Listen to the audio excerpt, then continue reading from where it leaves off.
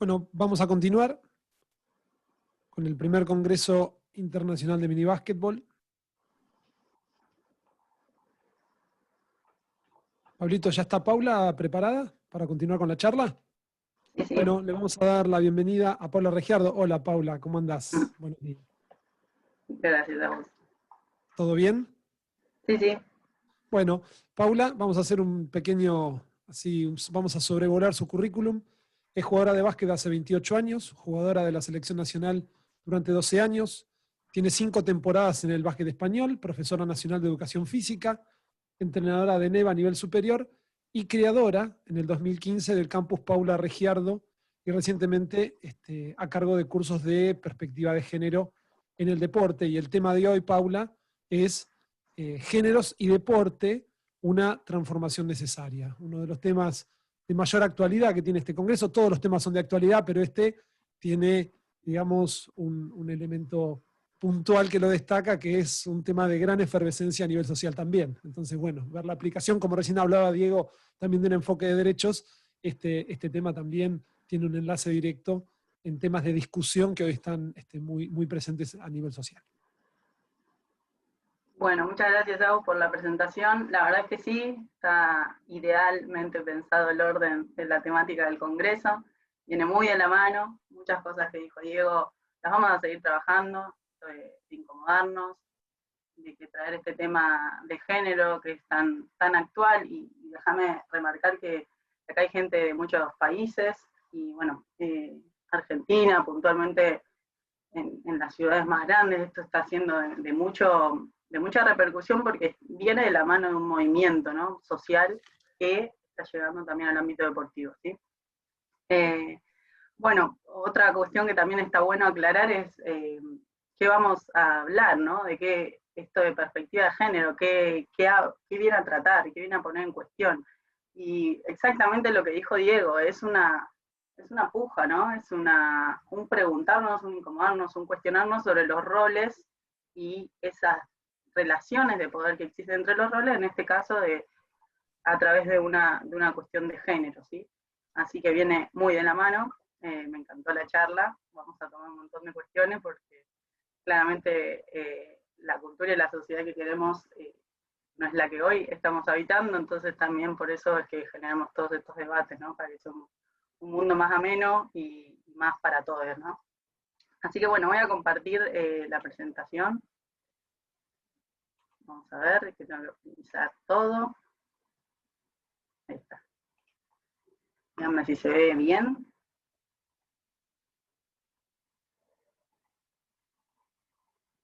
¿La están viendo ahí? Se ve perfecto, Paula, ¿eh? Fantástico. Genial. Ahí estamos, yo tengo mis mandos ahí. Ok, buenísimo. Bueno, esta es una foto de la Escuela Municipal de Bariloche, donde tuve el gusto de hacer un campus y me habilitaron. Son niños menores, así que estamos compartiendo acá. Es un poco lo que buscamos, ¿no? Un deporte con igualdad, con equidad, que todos podamos habitarlo y en un ambiente de cuidado, ¿sí?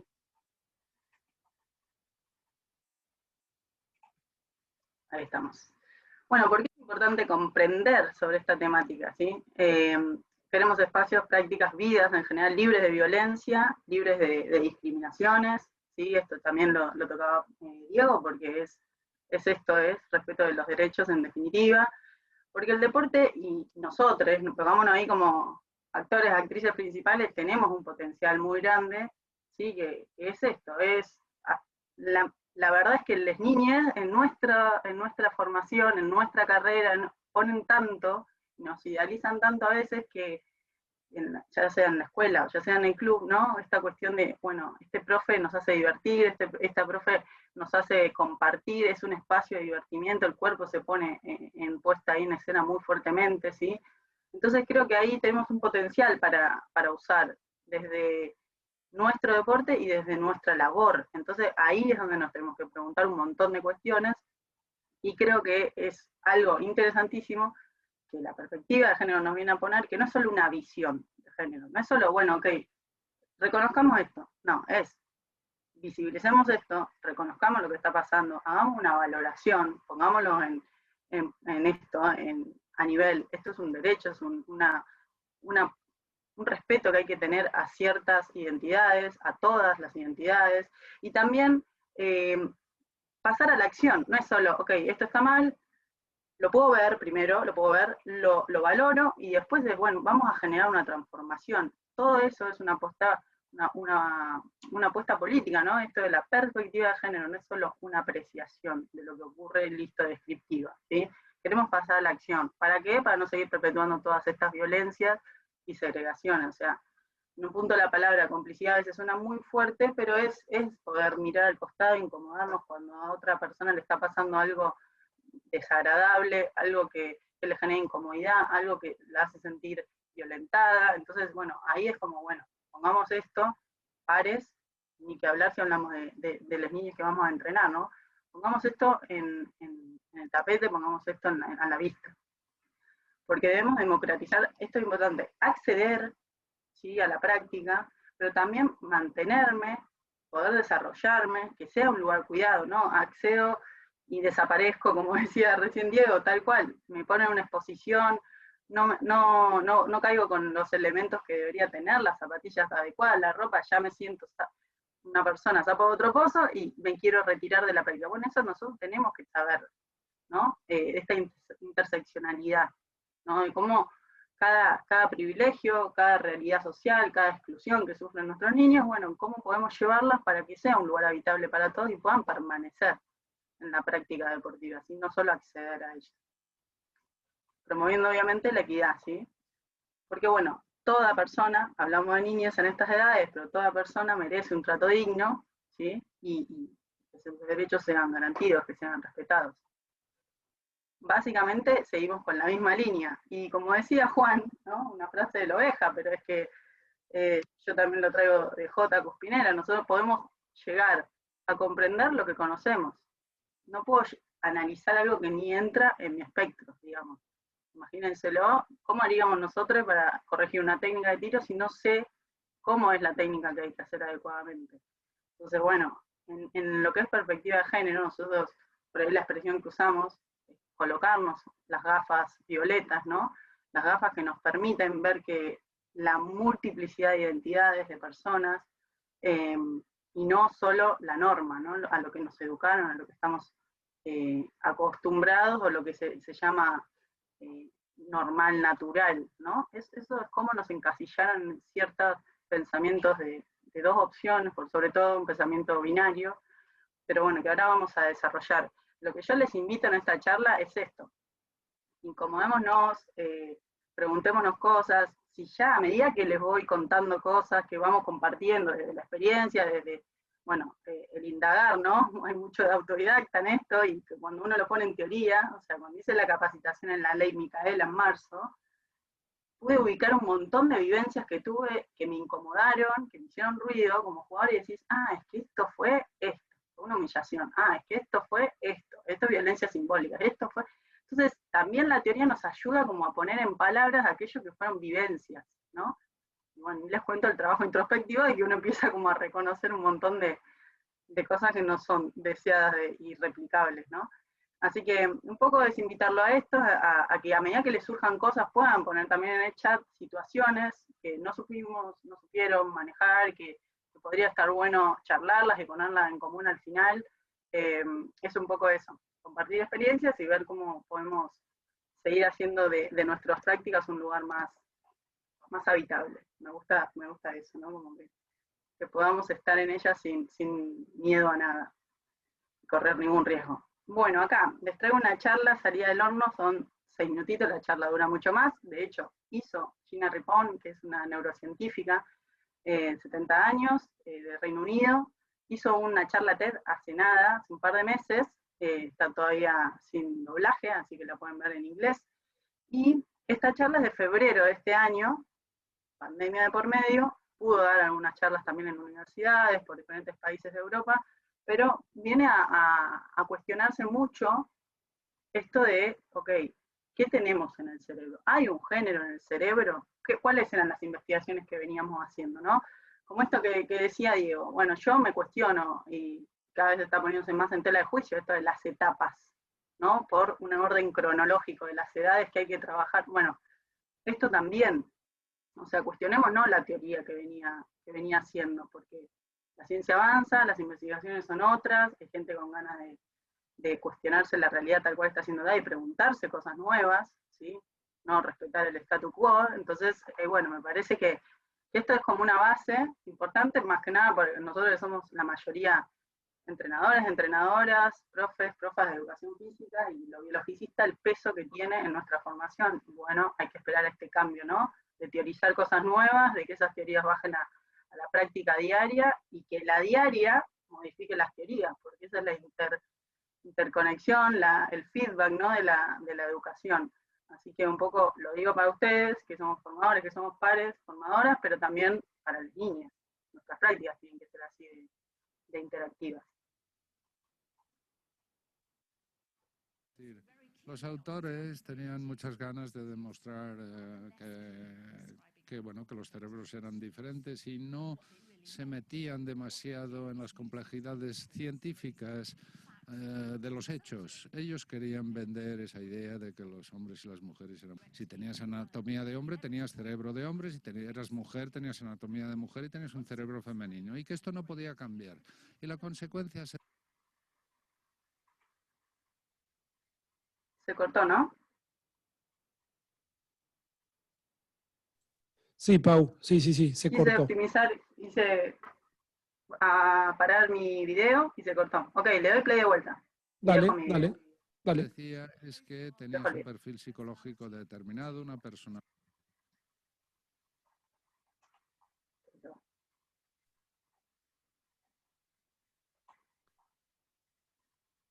Sí, se detiene, se pone en pausa, Pau. A ver ahí. Vamos a vuelta.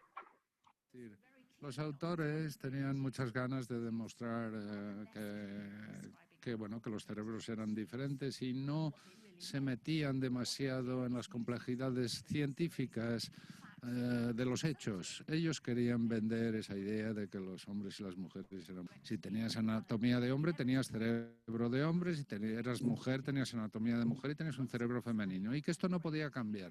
Y la consecuencia, se decía, es que tenías un perfil psicológico determinado, una personalidad determinada, un temperamento determinado. Si tenías un cerebro femenino, eras muy empática, entendías muy bien las emociones, pero los mapas no se te daban tan bien. La cartografía no era tu fuerte.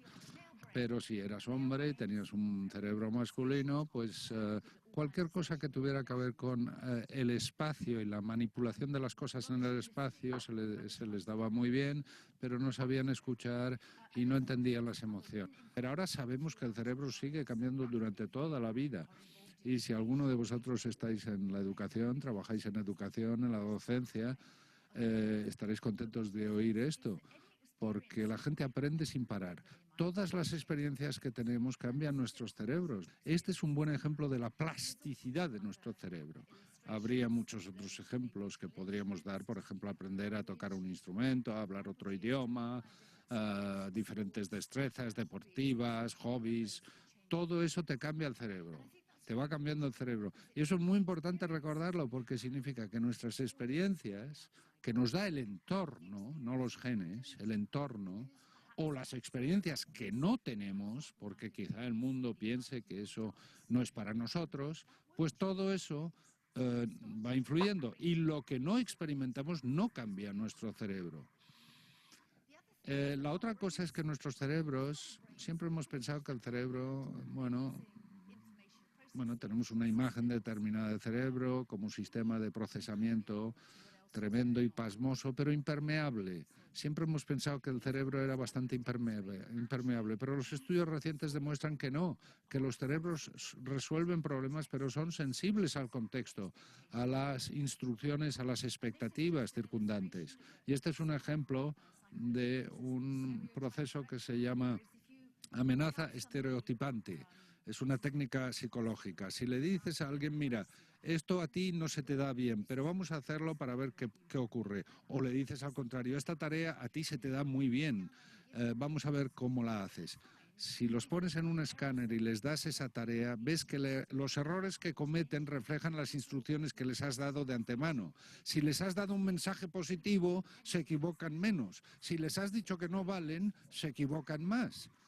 Y lo interesante es que esto también queda reflejado a nivel cerebral. No sé si lo veis, pero hay pequeñas diferencias. Por ejemplo, esta es la actividad cerebral de las personas que les dieron un mensaje positivo.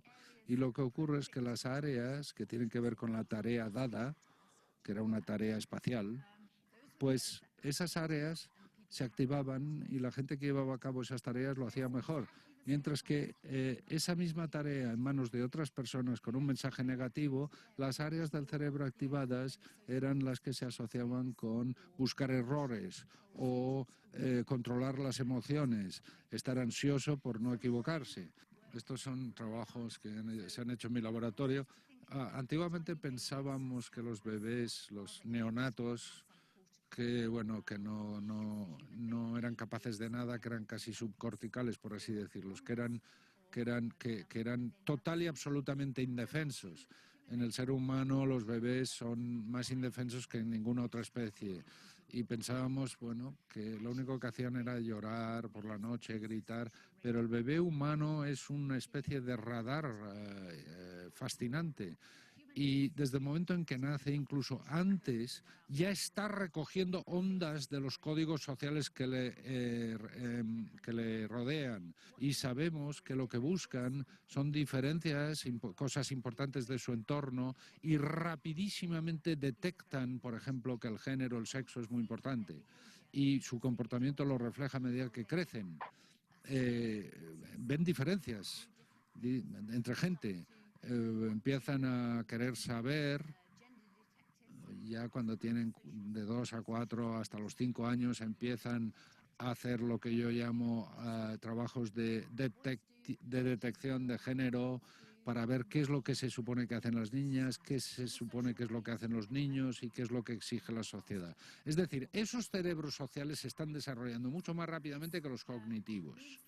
¿Qué significa todo esto? Significa que yo debería estar diciendo, bueno, siempre nos hemos centrado en lo que pasa dentro del cerebro para entender cómo funciona el cerebro. Siempre nos hemos centrado en el interior, pero ahora, sobre la base de las nuevas investigaciones del siglo XXI, la plasticidad y permeabilidad del cerebro, cómo nuestro cerebro es sensible al entorno, pues, y cómo son sociales nuestros cerebros, teniendo todo eso en cuenta, digo, pues habría que empezar a centrarse en lo que está ocurriendo fuera del cerebro, que es tan importante como lo que ocurre dentro, para nosotros los científicos y para cualquiera que quiera entender el cerebro.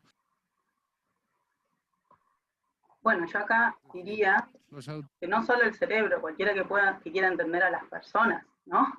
Que tienen a esos cerebritos ahí. Algunos conceptos que me interesa como también traerlos, aparte del video de Gina, a mí me parece bastante revolucionario esto de nuestro entorno nos condiciona, nos potencia, eso está claro, pero dejar el mito de que hay una diferencia a nivel hormonal, cromosomal, cerebral. Hay muy pocas investigaciones hoy que puedan dar esta explicación. Entonces, nosotros tenemos que poder pensar en la diversidad de todos, a pesar de los géneros. Digo, todo es diverso. ¿Sí? Pensemos en, saquen la variable género, piensen en sus prácticas. ¿Dónde tienen la homogeneidad en sus prácticas? ¿No? Todo lo que habló Diego también. Son prácticas diversas y nosotros tenemos que poder saber que nuestra planificación va a tener que variar, pero no por una variable de género, que es lo que nos vienen como inculcando y marcando como diferentes. No, tiene que variar porque cada persona tiene su historia, cada persona tiene sus experiencias, cada experiencia repercute en toda la persona y demás variables que sí tenemos que comprender porque queremos educar a esas personas, queremos potenciarlas y queremos mejorarlas, ¿sí? Así que, bueno, un poquito acá, 4 conceptos que me parecen re importantes de diferenciar entre ellos y poder conocerlos también, ¿no?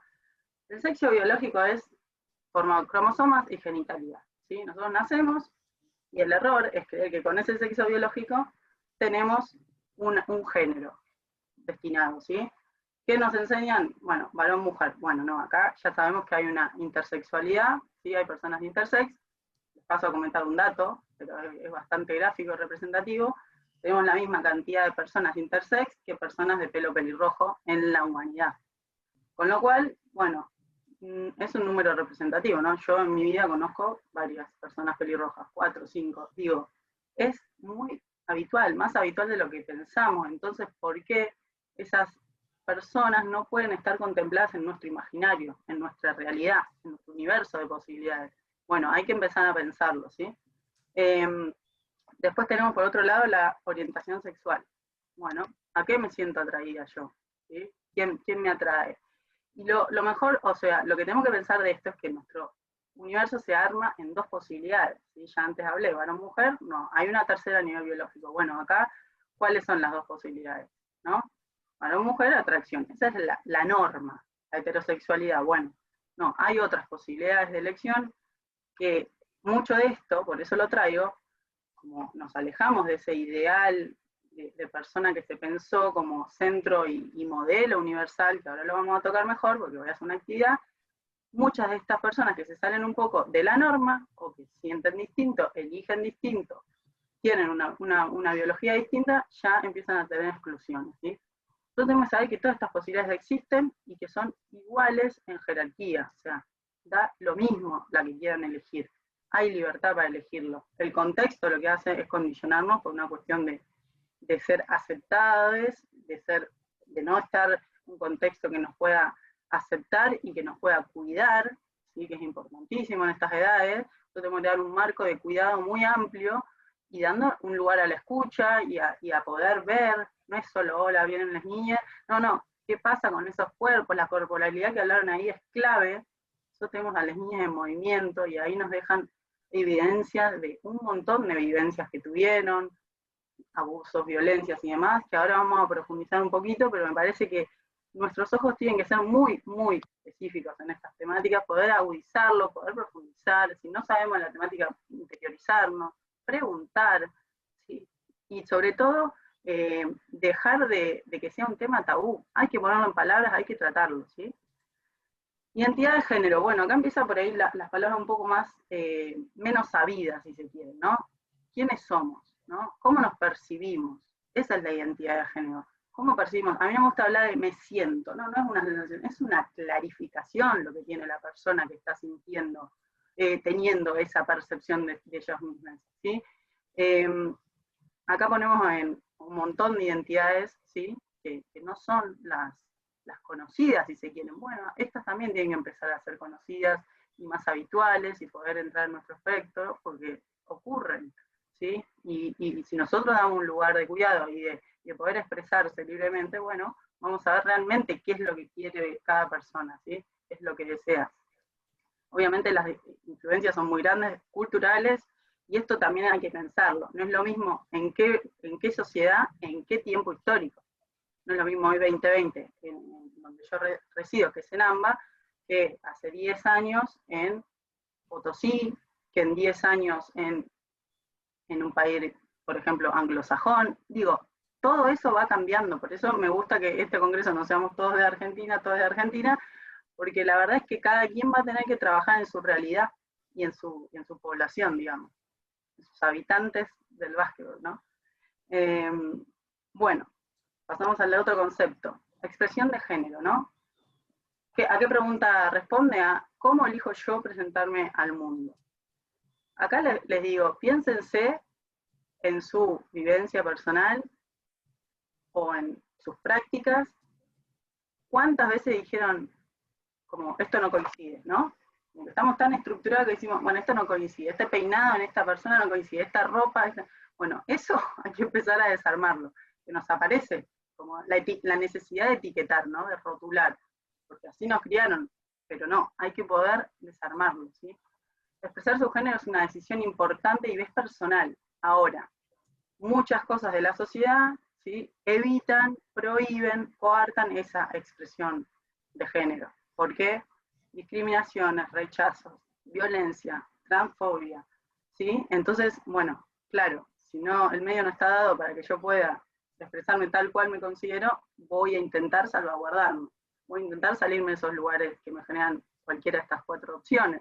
El deporte es una de ellas, el deporte, ¿no? Con su exposición corporal, con su hegemonía de los cuerpos, esto que decía Pablo, ¿qué cuerpos pueden realizar la actividad? ¿Por qué valoramos siempre al más rápido, a la más rápida, a la más fuerte, ¿sí? Bueno, esas lógicas desde la pedagogía, nosotros podemos interceder en eso. ¿Quiénes ponen las reglas? ¿Sí? ¿Para qué? Para que todos podamos tener participación activa real. Bueno, acá les planteo una carrera. Nos vamos a poner todos en el fondo de una cancha de básquetbol. Sí, son muchas canchas, pues somos 100 y pico, 167. Muchas canchas así, una al lado de la otra. Nos ponemos ahí y cada imagen, cada palabrita, mejor dicho, que yo ponga, vamos a dar 2 pasos largos hacia adelante. 1 metro, pónganle. No sé los tamaños de sus piernas. Vamos a avanzar 1 metro, ¿sí? ¿Estamos preparados? ¿Preparados? El lenguaje es algo que también viene a poner en disputa poderes. Ok. Acá podríamos poner una limitación etaria, pero adultos. Ok. Adulto. Varón cis. ¿Qué es varón cis? Que te consideras varón y tu genitalidad coincide, masculina, digamos. ¿Van avanzando?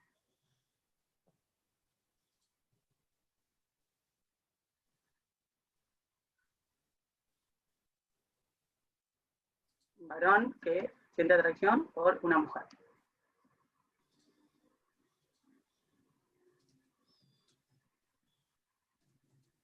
Tiene propiedades.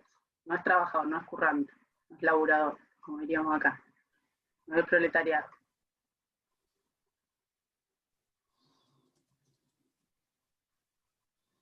Bueno. Hagan ahí, si quieren pueden responder. ¿Quién avanzó? 1, 2, 3, 4, 5, 6, 7, 8 metros. O sea que pasamos la línea de 3 puntos, y vamos ahí corriendo recto, ¿no? Es una carrera, intentamos optimizar el espacio y el tiempo. Ok. ¿Y quién se quedó en el lugar? ¿Quién avanzó? 3. Si quieren compartirlo, compártanlo, si no, actividad introspectiva. Bueno, ¿por qué pongo todas estas características? Son las más sobresalientes, porque el concepto de androcentrismo nos viene a decir que se tomó a una, ya lo trajo Diego y está perfecto, una porción muy pequeña, ¿sí?, de la sociedad como modelo universal, como el modelo de todas las cosas. Si esa porción, incluso una porción muy pequeña de la población masculina, ¿me explico?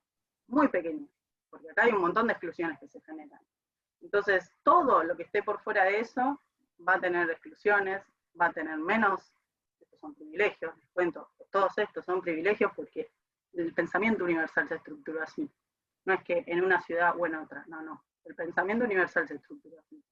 Entonces, todas las personas que están por fuera de eso, y acá entra el concepto de interseccionalidad, empiezan a estar más excluidas. ¿Qué quiere decir más excluidas? Menos posibilidades, menos derechos garantidos, ¿sí?, menos acceso, menos permanencia, ¿sí?, discriminación. Bueno, entonces si nosotros podemos entender de dónde nace todo eso, nosotros podemos entender por qué hoy la WNBA y la NBA hacen un paro por las vidas negras también valen.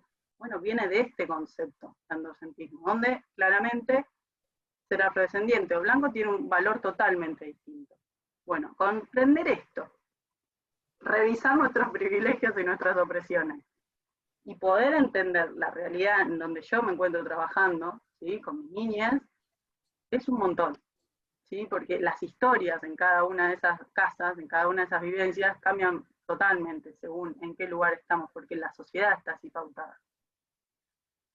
Sistema sexogenérico, o sexogenérico.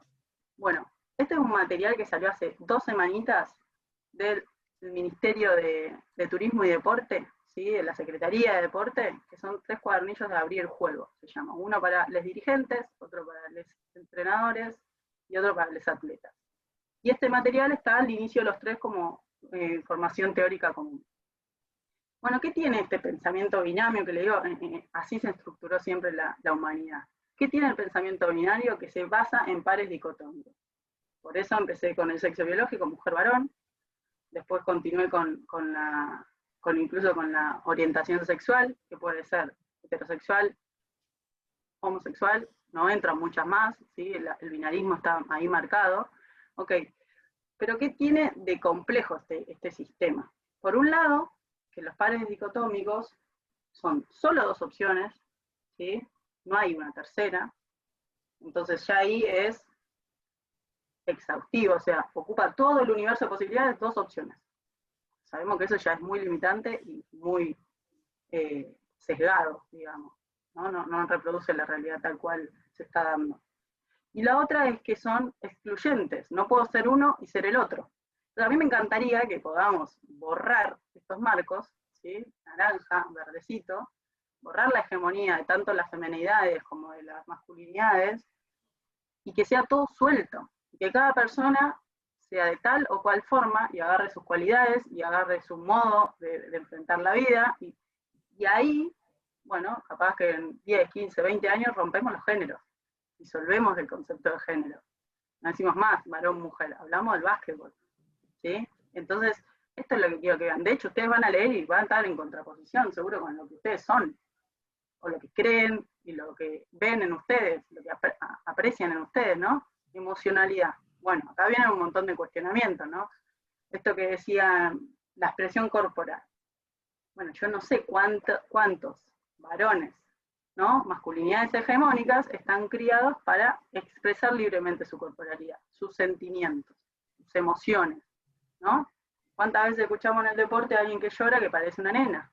Entonces, todas estas cuestiones que son dichos, frases hechas, si se quieren, máximas, ¿no? Así como mandatos que nos clavan acá y los tenemos, bueno, hay que empezar a romperlas. Porque la verdad que cuando queremos que nos pensemos, cuando queremos que grandes puedan interpretar, para ser personas más sanas, incluso interpretar qué es lo que le pasa, qué les angustia y demás, para que después encima no pongan en el cuerpo dolencias que son emocionales y no pueden digerirlas, no pueden hablarlas, bueno, estamos dándole herramientas, que después Carlitos, Sagio va a hablar más de esto, le estamos dando herramientas de percepciones personales. Entonces, si nosotros los varones le estamos enseñando que no deben sentir, que deben ser fuertes, que los golpes, que estamos coartando un montón de posibilidades y de autopercepción y de posibilidad de expresión. Pero cuando después queremos que pidan la pelota, no lo hacen con tanta energía, cuando pedimos seguridad en los cuerpos, lo mismo con las niñas, ¿no? Esto que decía, las experiencias que no reciben. Bueno, hay que considerar que las crianzas son muy diversas, totalmente opuestas, diría, ¿no? Pensemos cuántas niñas reciben pelotas al año para jugar o a los meses, pensemos cuántas niñas están con ropa cómoda para desarrollar sus actividades, ¿no? Porque esa es otra, la pollera, el vestidito, ¿no? Y cómo eso interfiere en el poder desenvolverse en el cuerpo. Sobre todo quiero que seamos conscientes de la importancia a nivel seguridad personal, autoestima, que genera poder controlar tu propio cuerpo. ¿Sí? Esto me parece que es clave. O sea, no estamos hablando solo de que puedan elegir tal o cual, porque estamos hablando de formar a una persona con su seguridad personal, que el cuerpo al principio, ¿no? Más cuando no lo ponemos en palabras, como todavía no tenemos el habla, digo, el cuerpo es nuestro camino para experimentar todo. Bueno, si no me dejan desarrollarme, si no tengo la posibilidad, la llegada, el estímulo, sobre todo, bueno, ya claro, ahí es más difícil, ¿no? Y ahí es donde nosotros notamos que nos vienen niñas, niños con bagajes totalmente diversos. Por otro lado, lo más grave, o la otra gravedad de este sistema sexogenérico, es que tenemos una jerarquización. No solo se dividió, se jerarquizó. Entonces ahí genera muchísima desigualdad. ¿Sí? Esto de reconocer sus privilegios, bueno, los varones cis van a estar un poco más arriba que todo el resto, porque así se estructuró la sociedad. Entonces, visibilizar esta jerarquización, esta puja o esta relación de poder que viene a poner en disputa la perspectiva de género, es desarmar eso. ¿Cómo?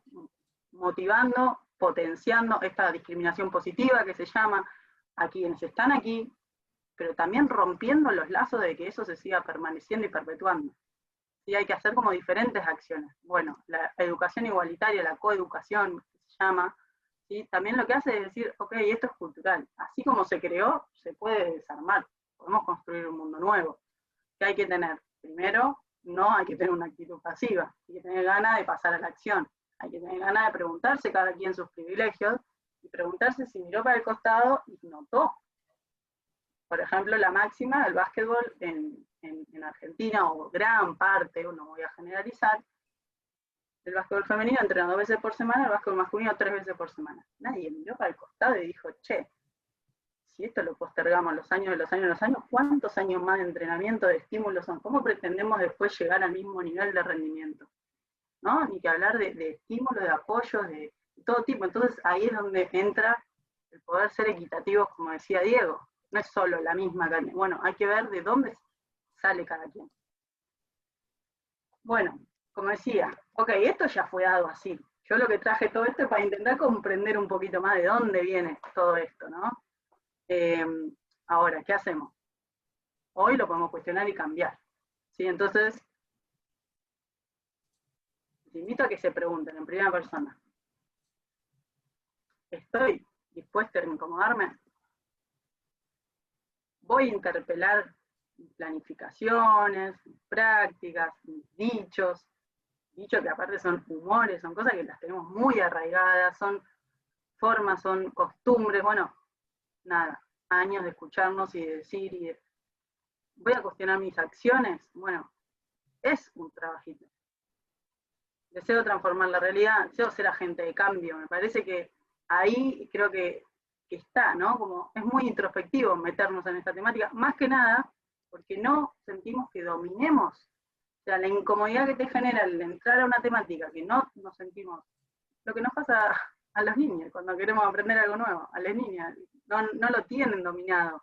Ese nivel de frustración, de practicar y que no nos salga como esperamos, ¿no? De inseguridades que nos genera, la exposición, bueno, pero hola, somos humanos, somos personas, podemos no saber todo, ¿sí? Y estamos aprendiendo. Y esto es una temática que más que nunca estamos aprendiendo. Bueno, acá vamos a mencionarlas porque esto es para explayarse muchísimo, pero me parece que las primeras 4 son, en este caso, no me gusta jerarquizar porque todas son violencias y todas son graves. En este caso, en nuestro ámbito, podemos ir más por esas, ¿sí? Bueno, la violencia de tipo sexual, ¿sí? Obviamente implica un acoso, un abuso. Tener mucho cuidado porque en nuestras edades también aparece todo lo que es el grooming, ¿sí? Que es en las redes, ¿sí? El abuso, el acoso, cómo aprovechan las redes, que los niños ya tienen sus redes sociales para empezar a perseguir, a amenazar, a condicionar. Bueno, que me parece que acá también tenemos que hacer como un mea culpa, un ir a buscar información. Nosotros tenemos a las niñas en movimiento, ¿sí? Lo que expresan, no lo expresan sentados en el aula, en la escuela, no lo expresan. Con nosotros ellos, el cuerpo en movimiento libera, ¿sí? Se expresa tal cual es. Así como nos llama la atención que niñas vengan con toda una rigidez corporal, ¿no? Que vos decís, yo ya veo venir a alguien así. Incluso les digo, en mis campus, que yo llevo un sábado, empiezo a trabajar a las 9 de la mañana y me voy el domingo a las 8 de la noche, puedo detectar todos estos cuerpos violentados. Violentados no por ahí físicamente, como vamos a ver, pero sí psicológicamente, sí sexualmente. Digo, poder notar cómo esa corporeidad, cómo ese tono, bueno, es una alarma, tenemos que poder verlo, ¿sí?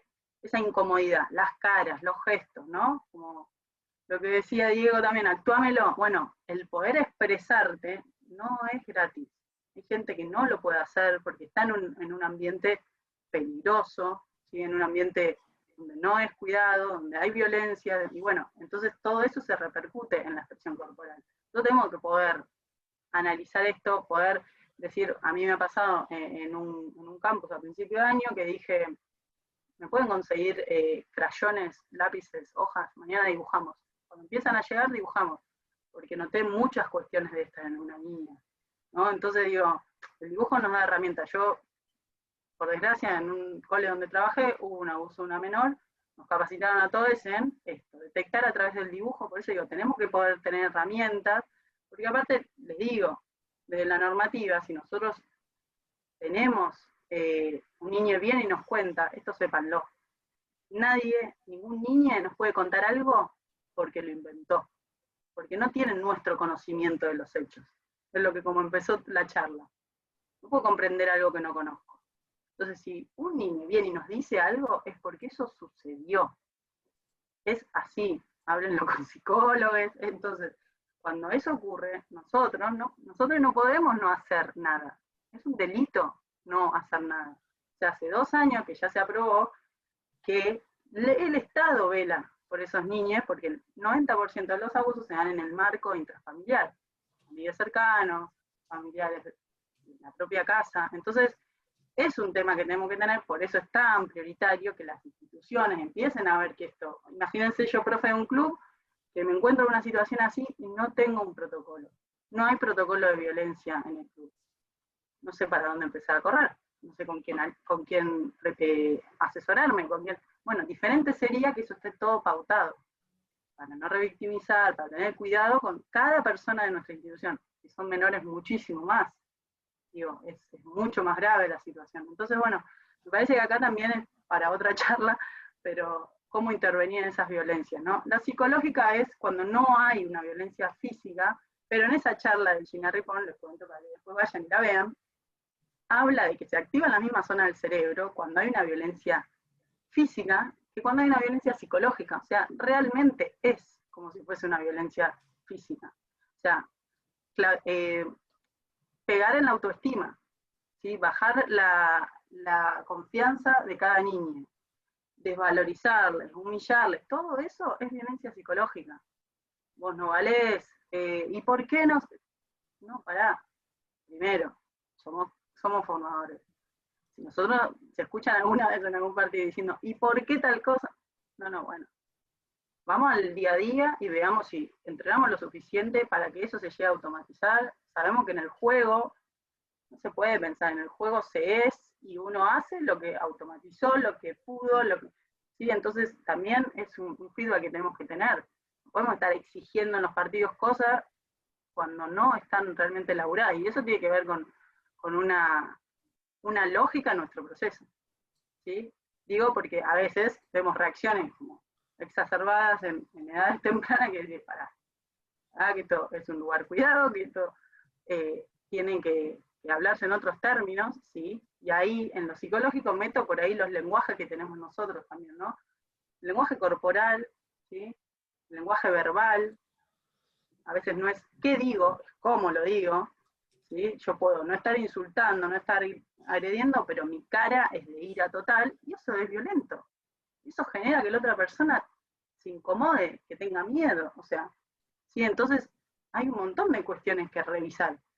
Entonces, ahí me parece que, nada, mucho camino por andar, mucho camino por deconstruirse, como se dice, para poder construir otros tipos de acciones, ¿no? La física, obviamente hay un daño físico o una intención de que ese daño se realice, por ahí no llega a agredir, pero hay una intención, una amenaza, bueno. Simbólica, bueno, mañana es el Día de las Madres en Argentina, y la simbólica tiene que ver con estereotipar, ¿sí? Con estos roles que dijimos antes, que están muy divididos de género, bueno, representar eso, medios de comunicación, cartelería, mensajes, ¿sí? Estereotipo de las labores de las mujeres están hechas para la casa, para el cuidado, no para salir y para lo profesional. Bueno, lo simbólico tiene que ver con eso, con lo que está en el ambiente, ¿sí?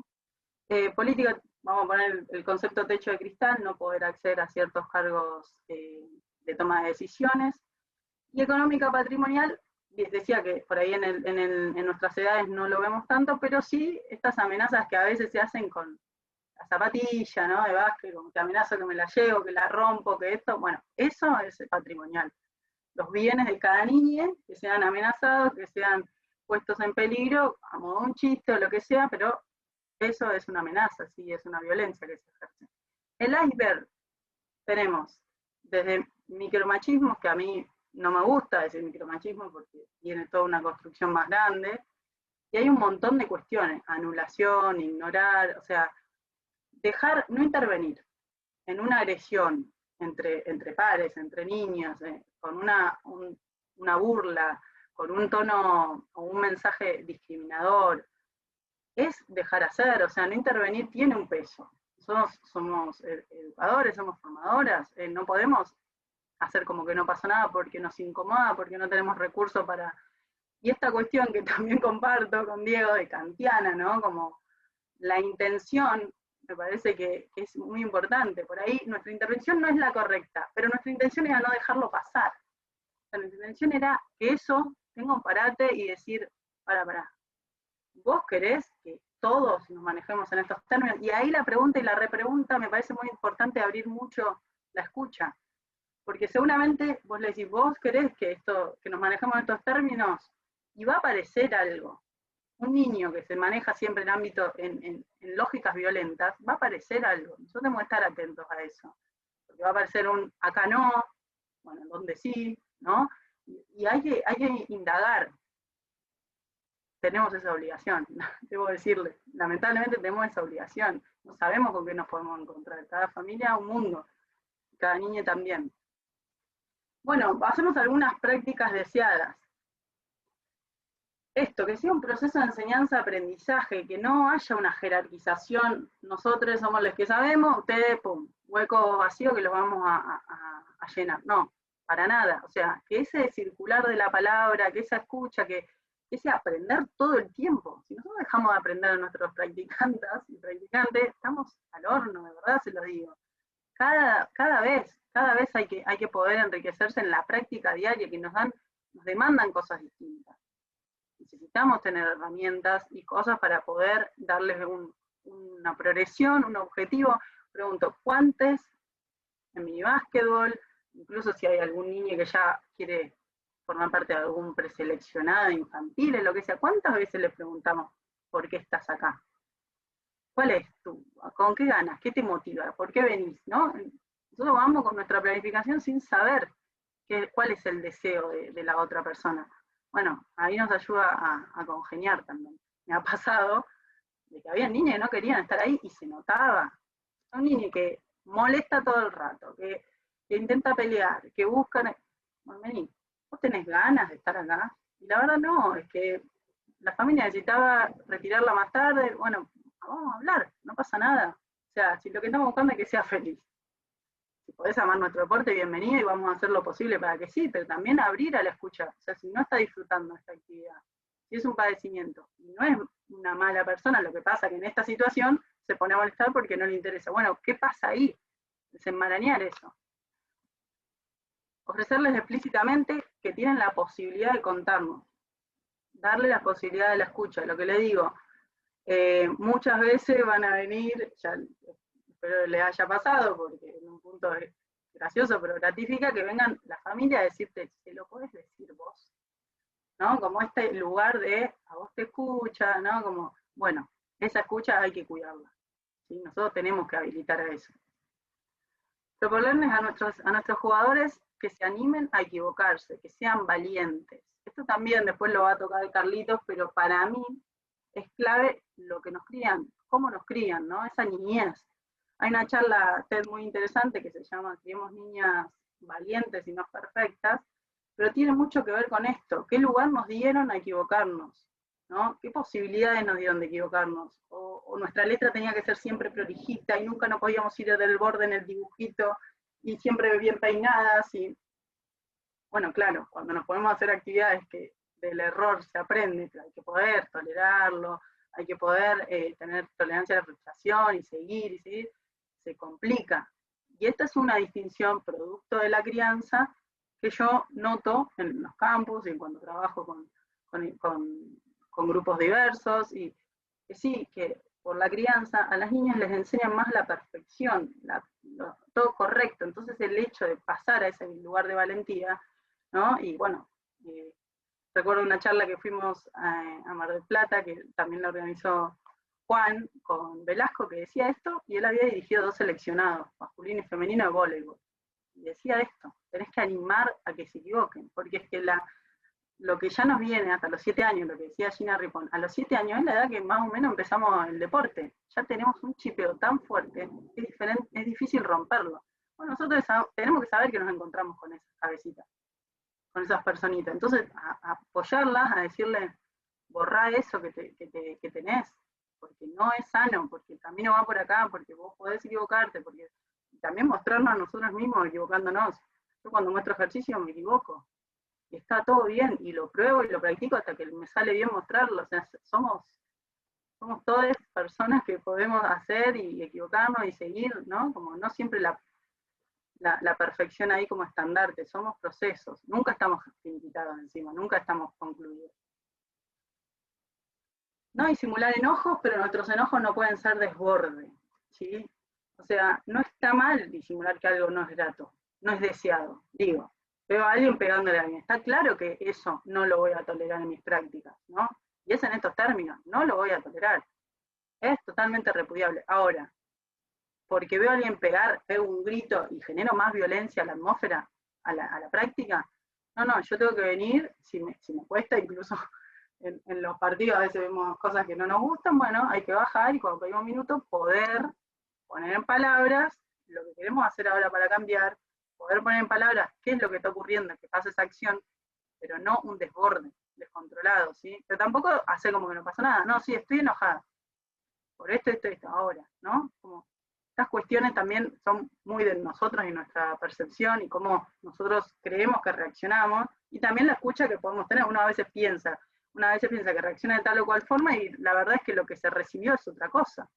Entonces, bueno, también bajar ahí y decir, bueno, discúlpame si lo que recibiste fue esto, lo hice con esta intención. Digo, esa cuestión de humanidad y de empatía me parece clave, como poder entender eso. No etiquetar, ¿sí? Bajo ningún punto. O sea, nos viene alguien, una personita nueva a la clase, o una persona que ya conocemos y estamos viendo que le están poniendo un apodo, ¿sí? Una forma de llamarlo medio burlona. ¿A vos te gusta que te llamen así? Y capaz no le gusta nada, y le incomoda. Entonces, bueno, no etiquetemos, no digamos vos sos, o sea, no. Vayamos a las acciones que son modificables, vayamos a las actitudes, vayamos a los decires. Ya, esto que acabas de decir no está bueno, porque aquel se incomodó, mira, no dijo nada, porque bueno, es introspectivo. Ir a esas cuestiones de respeto, de igualdad, de afecto, ¿no? Porque acá estamos priorizando lo afectivo, la afectividad, una de los 5 ejes de la ESI, la Ley de Educación Sexual Integral. Se me alteraron los cuadraditos, perdón. Cuestionarnos todo lo que es la norma. Todo. Pensamos cada quien en cada una de nuestras vivencias. ¿Qué tenemos como norma? Bueno, porque esas normas lo que hacen es cerrarnos ese abanico de posibilidades, entonces ya no damos el lugar a que eso sea viable, posible. ¿Sí? Entonces, desde millones de cosas. La norma es mamá, papá, ¿no? Lo que se llamó mucho tiempo una familia tipo. Bueno, no. En mi época de primaria, decir que tus padres estaban separados era una vergüenza. No lo decías. Bueno, hoy por suerte estamos en otras épocas, ¿no? Pero digo, esas normas hay que ir todo el tiempo cuestionándolas, porque un niño que entra a una actividad, y yo, profe, esto pasa, ¿eh? Yo, profe, le pregunto el nombre. Me dice María, ponele. Y viene el familiar, el adulto responsable, y me dice, es Pedro. ¿Qué hacemos? Bueno, María, el niño tiene que tener, y si se percibe mujer, y si me dice se llama María, después hablaré con el padre. Yo voy a llamarlo María. Pasa en el minibásquet, pasa en las universidades, o sea, es así. Por suerte en Argentina tenemos una ley de identidad de género que nos da esta norma, ¿no? Nos ponen en una normativa y en un cuadro. Pero la realidad es que no respetar lo que la personita, el niño me está diciendo, es violento, ¿sí? Es discriminador. Entonces, un montón de cosas en la diaria que no estábamos totalmente preparados, naturalizados, perdón por esto, pero retoqué a último momento y no chequeé, ¿sí? Valorar que nuestras prácticas se desarrollan en un ambiente cuidado, ser observadores, intervenir, lo que vengo diciendo. Cuando haya situaciones indeseadas, nunca dejarlas pasar, indagar al respecto. Preguntar antes, si podemos durante, si vemos situaciones, ¿no? En ese momentito que se toma agua, ¿no? Después de cada práctica, en cómo se sienten. Y acá también metemos la particularidad por ahí de las personas menstruantes, de las niñas menstruantes. Entonces, si yo antes de la clase digo, bueno, ¿cómo están? ¿Están todos bien para realizar la actividad?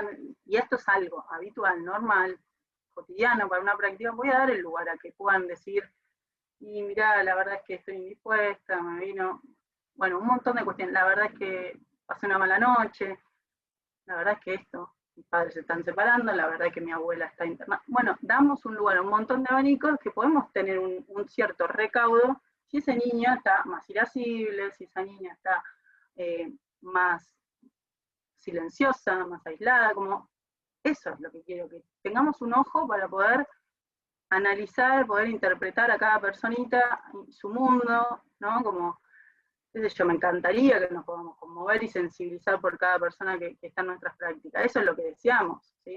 No deseamos ir, laburar y irnos. Entonces, bueno, esto también es parte de eso. Algunas consideraciones, y ya vamos como cerrando. Saber que nuestros grupos de equipos, ¿sí?, son heterogéneos. Ahora, lo que me parece mucho más importante, que era lo que Diego hacía hincapié al final, es que ellos y ellas sepan que son heterogéneos. ¿Sí? Yo lo dejo claro, por ejemplo, al llegar a mis campus hago 2 aclaraciones básicamente. La primera es, todos somos distintos, ¿sí? Todos vamos a necesitar diferentes correcciones, diferentes estímulos, son de técnica individual. Todos vamos a tener que ir a nuestro ritmo, según lo que nos sale, porque mi intención no es venir acá a tirar un ejercicio y frustrar al 50% de los participantes, pero sí que ir ajustando. Pero, a ver, si alguien empieza, ¿no? Esta es una comparación que a veces también uso, si alguien empieza la primaria en 4º grado, va a tener, si a mitad de la etapa primaria, va a tener que ponerse a tiro, porque sus experiencias son totalmente distintas de alguien que hizo 1º, 2º, 3º. Entonces, eso lo tienen que poder comprender, y está bien. No pretendemos ser todos moldeados, ¿sí? Todos el mismo molde. Entonces, bueno, pero eso hay que comunicarlo. ¿Para qué? Para después, lo que decía yo, interpretar. Empieza alguien nuevo, bueno, claramente, si vamos a hacer partidito, y quizá yo tengo que interpretar que a esa persona un pase picado le va a ser más fácil de leer la trayectoria, de agarrarla, que tirarle un pase misil sobre el hombro, digamos, ¿no? Entonces, bueno, estas cuestiones me parece que son clave, más allá del deporte, porque estamos enseñándole a entender que la personita que tenemos al lado no es igual a nosotros, ¿sí? Y por otro lado, esto de animarse todo el tiempo. Esas son las 2 aclaraciones para no dejarlos ahí impar que hago en los campos. Es animarse, no juzgarse, es animarse. Muy bien. Si las niñas, ¿no?, en su mayoría, las criaron en esa heteronorma no, feminidad hegemónica, sí, heteronorma muchas veces también. Es muy probable que también debamos trabajar esto de la falta, ahí alguien está dibujando, la falta la falta de contacto, de saber usar nuestra propia fuerza. Si nuestros juguetes, si nuestros estímulos de pequeñitas fueron siempre estáticos, más para lo artístico, que el dibujo, que la música, bueno, claramente cuando yo llegue a un deporte de contacto voy a tener que poder suplir, ponerme al nivel de lo que se está exigiendo. Bueno, nosotros tenemos que saber que eso puede ocurrir. No siempre ocurre, pero sabemos que es muy probable. Entonces también poder explicar esto, poder trabajarlo, poder estimularlo un poco más. Como no pasa nada. Ser conscientes de que el desarrollo hormonal en las niñas, ¿sí?, masculinidades trans, se vuelve una amenaza. O sea, sabemos la cantidad de abusos, acosos que hay, y cómo se objetiviza el cuerpo de la mujer. ¿Sí? Esto es a nivel cultural. O sea, nos pasan a cosificar, nos va a tener que ver millones de portadas y medios de comunicación y la belleza hegemónica y cómo eso repercute en los cuerpos de nuestros practicantes y cuerpos que van cambiando, ¿sí? Entonces, también considerar que eso es un factor muy importante por el cual dejan la práctica deportiva, ¿sí? Porque la amenaza social, cuál es el trayecto que hago para llegar a entrenar, quién me acompaña, las miradas libidinosas del entorno, bueno, eso también hay que poder, que sea un lugar de escucha y poder contenerlo, porque si no es muy probable que haya mucha deserción. Ok, sumar en nuestra planificación el abordaje de esta temática. Yo creo que estoy convencida de que lo que no se pone en papel, se olvida, se pierde. Lo que nosotros dejamos de entrenar en nuestros entrenamientos se deja de hacer. A la larga se va a dejar de hacer en los partidos, lo vamos a dejar de ver, vamos a tener que volver sobre ese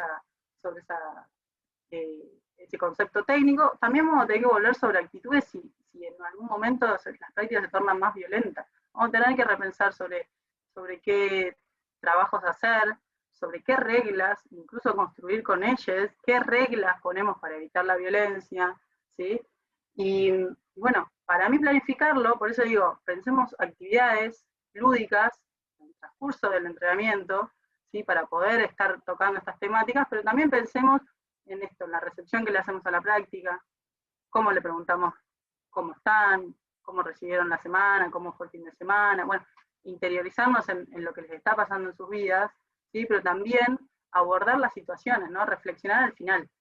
Digo, ocurrió tal situación en la clase, en el entrenamiento, ¿sí? Hubo una situación de violencia. Tal se frustró porque consideró que había sido falta y no se la pitamos. Bueno, pará, ¿qué pasó con eso? ¿Por qué te pusiste así? ¿Sí?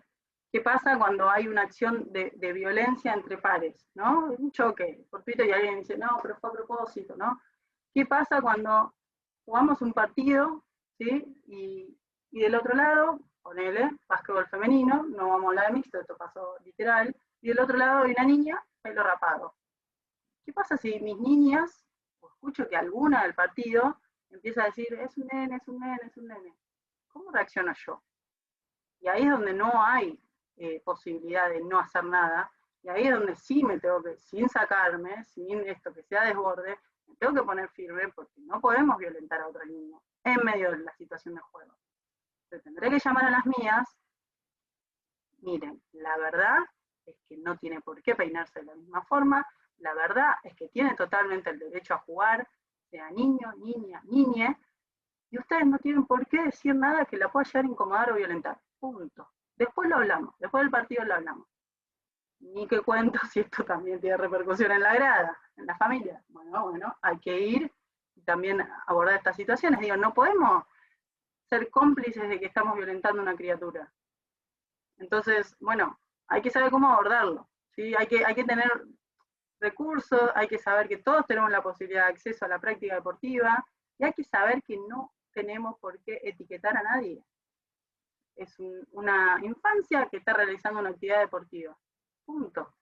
Por suerte volvemos a la ley de identidad de género en nuestro país, eso está totalmente contemplado por la ley nacional. Pero esas situaciones son muy violentas, esas situaciones excluyen y perpetúan el binarismo, la exclusión, ¿no? Como el no ser de la forma hegemónica o pautada. Bueno, eso tenemos que empezar a desarmar. Lo mismo pasa en la crianza de los varones, ¿no? Si los niños están criados, como, pum, te saludo a piñas, y no puedo demostrar mis sentimientos, bueno, hay que ayudar a que eso puedan empezar a modificarlo, ¿no? Hay que ayudarlo porque eso generan también padecimientos, son unos mandatos de masculinidad que hay que respetar para pertenecer, que no están buenos, porque ya vimos que es una porción muy pequeñita lo que entra en esa lógica. Cuanto más lejos de ese modelo tipo, más nos damos cuenta de estas exclusiones. Por eso es importante revisar en dónde nos encontramos, qué cosas nos hacen ruido. Muy bien, y saber esto, que cabe la posibilidad de que la comunidad, como decía Diego, me encanta porque las charlas van así, que no va a aceptar amablemente, ¿sí?, todo lo que vayamos a proponer, pero si es que tampoco queremos un aval, sabemos que esta es la forma de ser más democrático, esta es la forma de generar una sociedad más justa, más libre, más respetuosa de la diversidad. Todos estamos criados en esta sociedad que acabo de describir, con un androcentrismo, un sistema sexogenérico totalmente jerarquizado, con desigualdades. Bueno, está, eso nomás, vamos por esto. ¿Va a haber resistencia? Sí, porque no todos saben del conocimiento de esto, no todos lo pueden integrar a sus vidas, y bueno, sí, hay que demostrar con la experiencia, con formaciones, con charlas, trayendo otras voces, ¿sí? Que puedan hacer que esa cercanía, porque si ustedes piensan en su entorno, ¿sí?, cualquier persona que haya estado al lado de una persona trans, de una persona que recibe una exclusión sistémica, tiene más empatía porque es un par. Ahora, quien no tiene eso, tiene que ir más a la teoría y tiene que comprender, ¿sí?, que esto es la realidad, que la realidad que estamos viviendo es muy sesgada y que la perspectiva de género nos permite ver una realidad mucho más amplia. La teoría de la multiplicación es una cosa que me sirve como de ayudita práctica, para que ustedes la laburen, a mí me sirve en lo personal, Pero es esto, ¿cuál es la teoría de la multiplicación? El orden de los factores no altera el producto. Entonces, ¿cuándo me ayuda a pensar esto? Cuando veo acciones que me molestan de la práctica. Y yo quiero detectar si esas acciones son por una cuestión que tengo en mi cabecita de este sistema jerarquizado o me molestan por la acción en sí. Pongo un ejemplo. Una niña roba la pelota a un niño, va a la bandeja, le hace un full mientras está en el aire, cae desparramada. ¿A mí qué me está molestando esa situación? ¿Que un niño le está pegando a una niña? Cambiemos, ¿no? Orden de los factores no altera el producto. Un niño le roba la pelota a una niña, pum, bandeja, la niña lo empuja en el aire y queda desparramado el nene. ¿Qué me está molestando? La violencia de la situación. Sabemos que un golpe de atrás fuerte en el aire puede generar una mala caída, una lesión. Entonces, sacar eso que nos está disgustando, que no lo queremos desear en nuestras prácticas, pero no ponerlo como una cuestión de género. Lo mismo pasaría si un nene le roba a un nene, si una nena, ¿no? Como esta teoría de la multiplicación a mí me sirve para ver eso. Soy solidario porque soy solidario, ayudo a alguien porque veo que está cargada o cargado, que viene así como haciendo equilibrio, o lo ayudo porque considero que mi constructo, esa persona es más débil, tiene menos fuerza. No. Bueno, empecemos es para la diaria, ¿eh? Sigamos este camino de la transformación, ¿sí? Me parece que es el más empático, ameno, deseado, amable, ¿sí? Hacia una sociedad para que todas las infancias puedan habitarla. Una sociedad más justa, más igualitaria, más equitativa, ¿sí? Que cuida a nuestras niñas y la libertad de ellos para ser felices. Y una frase de Galeano que me encanta, que tiene que ver con esto de que no somos un constructo terminado, que somos un proceso y todo el tiempo podemos mejorar y capacitarnos. Gracias a que estén acá, aprendemos muchísimo. La charla anterior fue riquísima, espero que se hayan llevado algo de esta. Somos lo que hacemos para cambiar lo que somos. Ese es el loguito de mi campus. Me gusta esta frase de dejemos huellas y no cicatrices, me parece que es clave. Y bueno, muchas gracias. Gracias a vos, Paula. Muy clara la exposición. Hay muchísimos mensajes. Ahí en los comentarios también tienen un link de Menti para poder hacer anotaciones y para poder compartir con Paula alguna frase que les queda para que después ella pueda leer y también para que ustedes puedan clarificar y bajar a un concepto, a 2, a 3, a los que consideren esta charla que tuvo como eje central el género y el deporte. Paula, hay muchísimas preguntas y también hay muchas opiniones. Voy a tratar de no ser arbitrario en lo que te lea, pero bueno, lamentablemente no ingresan todas las preguntas que se han realizado, así que fui destacando algunas. Por ejemplo, Maiten Barrios pregunta si el porcentaje notorio de entrenadores varones, que son personas con nombre de varón, que acá aclara, es que sea mayor al de mujeres, tiene que ver con los privilegios que desarrollaste en la charla. Sí, seguramente. A ver, cuando nosotros decimos que esta sociedad está en un sistema jerarquizado de género, distribuyó tareas que vienen cientos de años atrás, donde las mujeres estaban para la casa, ¿no? Ese grafiquito que yo usé de igualdad para que baje con la educación igualitaria y estemos más o menos al mismo nivel de partida, bueno, tiene que ver con eso, las labores históricas a las feminidades, a las mujeres en ese momento, cuando no se planteaban las cuestiones de género, se las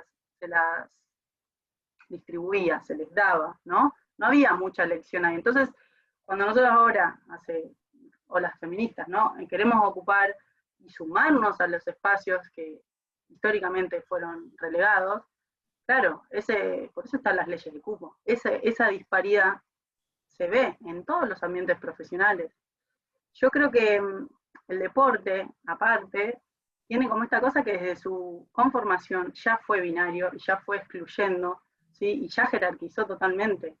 Entonces, pregúntense, en deportes que son históricamente más practicados por las mujeres, ¿cuántas entrenadoras mujeres hay también? Digo, esa violencia política que yo decía, o ese techo de cristal donde no podés seguir escalando, tiene que ver con eso, con las labores, con la distribución en la casa, es para un tema. Pero también nuestras niñas, en nuestros minibásquet, la niña y el niño tienen las mismas labores en la casa, colaboran en la recolección de la ropa, en juntar la mesa, tienen el mismo tiempo de ocio, porque eso se ve desde ahí, desde esas edades. Entonces, claro, si vos tenés un menor tiempo para jugar, menor tiempo para desarrollarte, tu rendimiento va a cambiar, absolutamente. Ni que hablar en las tareas del hogar, en personas adultas, donde el trabajo de cuidado y de mantención del hogar y demás no es remunerado, con lo cual trabajás afuera de la casa, trabajás adentro. Son jerarquizados. Esto del sistema jerarquizado, que hay que empezar a romperlo. Aparte, ¿cuántos varones, cuántos padres se beneficiarían si la crianza es compartida? Digo, yo tuve 2 primos que fueron papá en pandemia. Dije, agradecí que no tenés una licencia de una semana, digamos, que podés estar a la par, que podés criarlo a la par, digo, es loco, pero es esta formación. Miren, me acuerdo una vivencia puntual que se me dio ahora, 7º grado de mi hermano, mi mamá fue como una de las madres elegidas, ¿no? Al viaje egresado. Yo me quedé con mi papá una semana y yo tenía la sensación de que no sabía qué me gustaba comer, yo estaba en 3er grado. Digo, eso no puede pasar, eso no es una sociedad igualitaria. Donde ambas personas, mamá, papá, madre soltera, padre soltero, digo, eso es lo que digo. Preguntémonos la norma, cuestionémonos la norma, porque lo que queremos es una sociedad más igualitaria. Con acceso a quien quiera llegar a donde quiera llegar, digo, no con limitaciones sistémicas. Muy claro, Pau. Bueno, hay un montón un montón de preguntas. Por ejemplo, hay un comentario que desató algunos idas y vueltas de Jorge Díaz Balest, que dice que en el deporte hay una rama masculina y una rama femenina. Él dice que no se puede colocar a un hombre a jugar contra una mujer. Biológicamente el niño es más fuerte que una niña y se puede generar un accidente, dice él. Bueno, yo le invito a que me muestre estudios que digan hoy, 2020, que eso es así. Sí, porque lo que hay es como dijo la neurocientífica, lo que hay es un estado en la sociedad, y lo que hicieron muchos científicos fue estudiar y corroborar ese mismo estado, no fue hacerse preguntas. Por eso puse una neurocientífica con perspectiva de género. No se hicieron preguntas. ¿Qué pasaba antes en la neurociencia? Se preguntaban sobre personas ya fallecidas, se estudiaban cerebros de personas muertas. ¿Quién va a desarrollar más? ¿Quién tiene más experiencia? ¿Quién se queda haciendo las labores de la casa o quien sale al mundo a explorar? En eso se basó la neurociencia hasta hace poco. Y en eso hay millones de charlas TED que tenés. El corazón de la mujer también se puede enfermar, creo que es una, donde las causas de infarto de miocardio son totalmente distintas en varones que en mujeres, pero nunca se estudió el corazón de la mujer. O sea, toda la humanidad, pensamiento androcéntrico, es decir, pensamiento de la humanidad, se estructuró en eso, se estudió eso, se trabajó eso. Entonces yo lo que les propongo es, hagamos un manifiesto y en 200 años dando igualdad en todo, desarrollo deportivo, equidad, mismo apoyo económico y demás, veamos en 200 años si el deporte femenino no puede explotar de la misma forma que hoy lo hizo el masculino. Y esto es más grave, porque a veces ni siquiera están los apoyos, a pesar de que el rendimiento es mejor en las mujeres. ¿Sí? Miren, una anécdota, pero que cuenta de cómo el pensamiento nos construye y nos sigue impactando en el día a día. Barcelona 92, disciplina olímpica, tiro al pichón, mixta. Gana una asiática, una mujer de Asia. No sé el país, por eso digo asiática. Lo leí en el curso del ministerio, véanlo, vayan a todos los links, Ministerio de Turismo y Deporte. Okay. ¿Qué pasó en Atlanta 96? Se sacó la disciplina. ¿Qué pasó en Sydney 2000? Se volvió a poner dividido en ramas, por género. Por sexo es el deporte en realidad. Entonces, ¿eso qué te dice? Estamos años luz de este cambio. Pero que no tenemos nada de evidencia empírica para seguir fundamentándolo. Al contrario, nos están diciendo que todo lo que ocurre en el entorno es tan determinante como los genes. Claro. Pau, te voy a hacer la última pregunta. A ver, tengo 2 interesantes. Una de Elvio Jorge que cuenta una situación muy particular. Digo particular en términos que es personal de él, ¿no? Lo que le sucede en su trabajo. Dice que tiene una chica de 15 años en el club. Hace 2 años que entrena y hace 3 meses que declaró que a partir de ahora va a ser un varón. Y ella tendría que comenzar a entrenar con los chicos. Lo que ¿Jorge de Argentina? No. Él plantea que la competencia federada no avala esta participación. Claro. ¿Cuál es tu opinión al respecto? ¿Qué habría que hacer la verdad en es que, esos casos? por eso pregunté si era de Argentina. Porque en nuestro territorio, con la ley nacional de identidad de género, cada quien tiene que ser respetado por cómo se percibe. Entonces, en este caso estamos hablando, si no entendí mal, de una feminidad trans. Ujú, sí. Sí. De una chica Feminidad que ahora trans soy es varón. una mujer con pene. Masculinidad trans es un varón con vulva. Este término es clave que lo entendamos. Nadie nació en cuerpos distintos, nadie tiene una confusión, nadie nada. En Argentina pedir un estudio psicológico es penalizado, es discriminación. Entonces, vos repetime, me dijiste que estaba entrenando con varones y se aceptó, se reconoció. Era una chica de 15 años que se declaró Ok, al varón revés. y ahora quiere Entonces entrenar es con una los chicos. Sí, es al masculinidad revés. trans. Sí. Es una masculinidad trans. Bueno, yo, desde lo más profundo de mi empatía, te digo que ella tiene que entrenar con varones si el medio está apto para no violentarla. Eso pasa, y tenemos un montón de cuestiones acá que son así. Si vos te criaste con todas tus amigas, sos amiga, que te conoce, y en un momento decís, ok, basta, porque estoy viviendo enfrascada en otro cuerpo, yo me considero un varón, y tengo la valentía, el apoyo familiar es clave, porque la tasa de expectativa de vida en las personas trans es 35 años, porque el apoyo familiar no está, entonces ya quedan en la calle a pronta edad. Si el apoyo familiar está, si la contención en el club está, ¿sí? La verdad es que él debería entrenar con varones.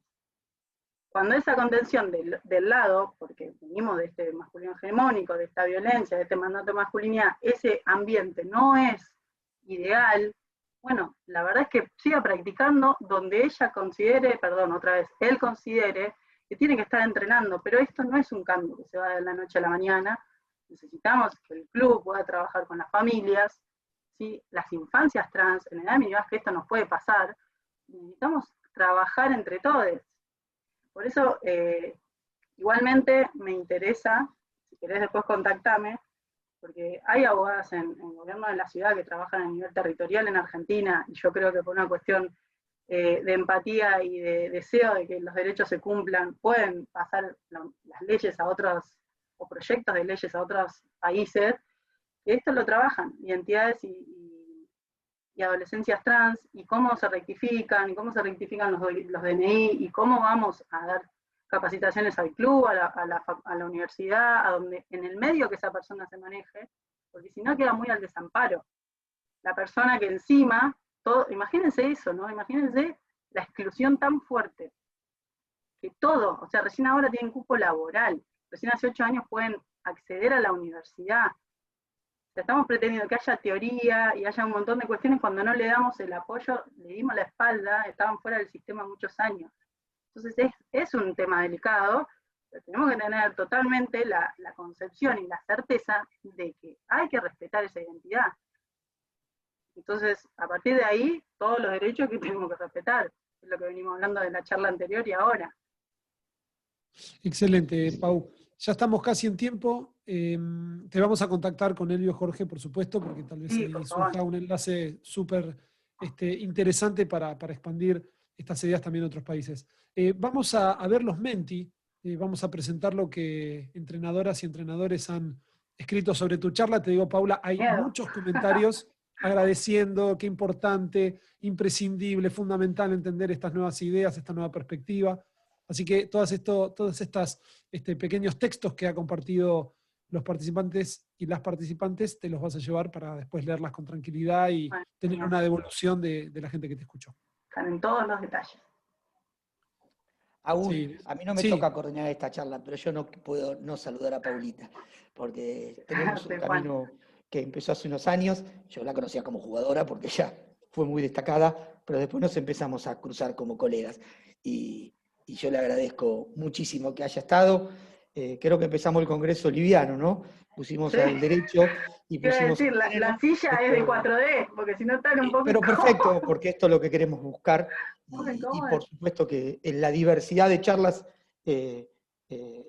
esta heterogeneidad de contextos, de modelos de enseñanza y de chicos y de chicas, es una palabra que a nosotros nos encanta. Nosotros, no solamente, yo creo que no se acepta la diversidad, se disfruta la diversidad.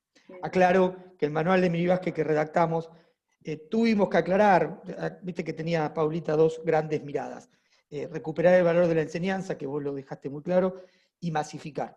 Bueno, todavía tuvimos que aclarar que el minibásquet, que el único que concebimos es mixto. Ojalá que la próxima edición ni siquiera haya que aclararlo, como si tuviésemos que todavía poner de manifiesto que esos niños y esas niñas, esos chicos y esas chicas jugando juntos, haya que todavía pedir como cierto permiso. Pero bueno, creo que en la medida que de esto se hable y que se ponga arriba de la mesa y se debata y no se imponga, sino que se pueda ir convenciendo, tal vez la segunda o la tercera edición del manual, que vaya a saber quién la va a hacer, ni siquiera haya que aclararlo. Bueno, disfrutate con los 20 y con los comentarios, después obviamente los vas a recibir todos, como todos los participantes, pero brillante exposición, equidad de derechos, bueno, no sé si se lo escribieron a vos o a Diego, o a ambos. Diego está muy inquieto en el WhatsApp conmigo, porque está como diciendo, parece que mi charla agarró alguien la posta y siguió. Bueno, ojalá que esta posta de derechos para que todos y todas puedan aprender no se corte de acá hasta mañana. Paulita. Bueno, muchísimas gracias y feliz de estar acá y poder hablarle a muchos colegas de varios sitios. Gracias, Paula. Y bueno, quienes estén escuchando y quieran entrar en contacto con Paula, ella ya les pasó sus contactos en redes sociales. De todos modos, si buscan ahí en Explorador de Facebook o de Instagram, te van a encontrar enseguida. Nosotros vamos a continuar dentro de 10 minutos con la charla de Claudio Frattoni, que lleva el título Sistemas Funcionales del Movimiento en el proceso de iniciación deportiva.